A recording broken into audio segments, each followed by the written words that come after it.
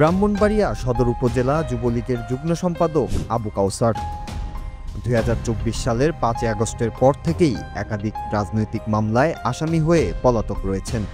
পলাতক অবস্থাতেই তিনি তার প্রথম স্ত্রী লিজা আক্তারকে না জানিয়ে গোপনে আরেকটি বিয়ে করেন।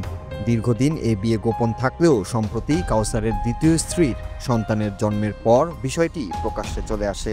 স্বামীর দ্বিতীয় বিয়ের খবর জানার পর থেকেই ক্ষুব্ধ লিজা আক্তার স্বামীকে খুঁজতে শহরের বিভিন্ন স্থানে ঘুরে বেড়ান। এক পর্যায়ে লিজা আক্তার জানতে পারেন কাউসারের দ্বিতীয় স্ত্রীর ভাই কুমারশীল মোড়ের একটি ফার্মেসিতে চাকরি করেন। গত ২৩ নভেম্বর সন্ধ্যায় ওই ফার্মেসিতে এসে লিজা আক্তার দ্বিতীয় স্ত্রীর ভাইকে খোঁজ করেন। তাকে না পেয়ে লিজা ভ্যানিটি ব্যাগ থেকে একটি পিস্তল সদৃশ্য বস্তু বের করে দোকানের স্টাফদের উপর ক্ষোভ প্রকাশ করেন এবং গুলি করে তার হুমকি দেন। এতে ফার্মেসিতে আতঙ্ক ছড়িয়ে পড়ে। ঘটনার একটি সিসিটিভি ফুটেজ ইতিমধ্যেই ছড়িয়ে পড়েছে সামাজিক মাধ্যমে, জানিয়ে তোলপাড় গোটা নেট দুনিয়া। ভাইরাল হওয়া সেই ফুটেজে দেখা যায় বোরকা পরিহিত এক নারী বাইরে দাঁড়িয়ে ফার্মেসির ভেতরে বসে থাকা লোকজনের সাথে কথা বলছিলেন।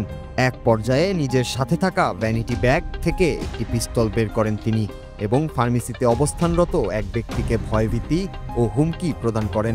এ বিষয়ে ফার্মেসির মালিক মোহাম্মদ কাউসার জানান, লিজা আক্তার এসে প্রথমে কাউসারের দ্বিতীয় স্ত্রীর ভাইয়ের খোঁজ করেন।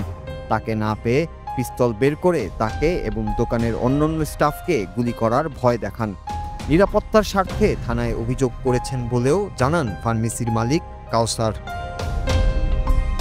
এ বিষয়ে যুবলীগ নেতার স্ত্রী লিজা আক্তারের বক্তব্য না পাওয়া গেলেও ফেসবুকে একটি ভিডিও বার্তা দিয়েছেন যুবলীগ নেতা আবু কাউসার।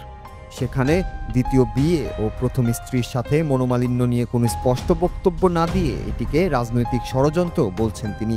তবে পিস্তলটি আসল এবং তার নিজের কেনা বলেই স্বীকার করেছেন ওই ভিডিও বার্তায়। আমাকে যুবলীগের ট্যাগ লাগিয়ে আমাকে ফাঁসানোর উদ্দেশ্যে আমার ওয়াইফকে ঘিরে সদর থানায় যে অভিযোগ দায়ের করা হয়েছে এবং যে নিউজ হয়েছে সম্পূর্ণই উদ্দেশ্য প্রণীত, হয়রানি করার জন্য। কারণ আমার ওয়াইফ তার যে ভ্যানিটি ব্যাগে যে ফায়ার গান ছিল, ফায়ার গান আমার বাসায় আছে, এটা কক্সবাজার থেকে কেনা। এটাতে সে এটা রিফিল করার জন্য নিয়ে বের হয়েছে।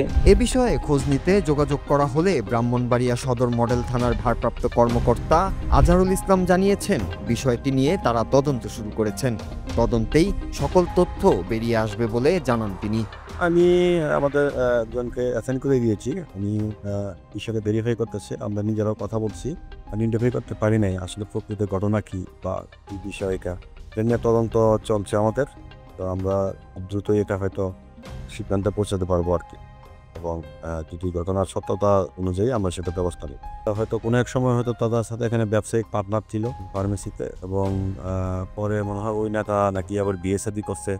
যাকে বিয়ে করছে সেই মেয়ের রিলেটিভ সম্ভবত, অথবা আপন ভাই অথবা সাজাতো ভাই অথবা ক্লোজ কেউ আর কি, এরকমই যতটুকু আমরা পাইছি আপাতত, যে সেই দোকানে কর্মচারী এসে আছে। মূলত নাকি তার কাছে আসছিল, বাদীর সাথে আমি কথা বলে এটা জানতে পেরেছি আর কি। না, বৈধ অর্থ তো আর এখানে সেইভাবে থাকে না। বৈধ অর্থ তো বৈধভাবে সুযোগ করে তদন্ত চলছে। এটা আমরা হয়তো একটা পর্যায়ে গেলে তখন বুঝতে পারবো যে আসলে সেটা বৈধ কি অবৈধ। এভাবে অস্ত্র হাতে প্রকাশ্যে হুমকির ঘটনা হতবাক করেছে সাধারণ মানুষকেও। ব্যক্তিগত দ্বন্দ্ব হোক বা রাজনৈতিক দ্বন্দ্ব, প্রকাশ্যে এভাবে অস্ত্রের হুমকি সাধারণ মানুষের মধ্যে সৃষ্টি করে আতঙ্ক ও নিরাপত্তার হুমকি। তাই এই ধরনের ঘটনার পুনরাবৃত্তি রোধে প্রশাসনকে আরও কঠোর পদক্ষেপ নেওয়ার দাবি করছেন সবাই।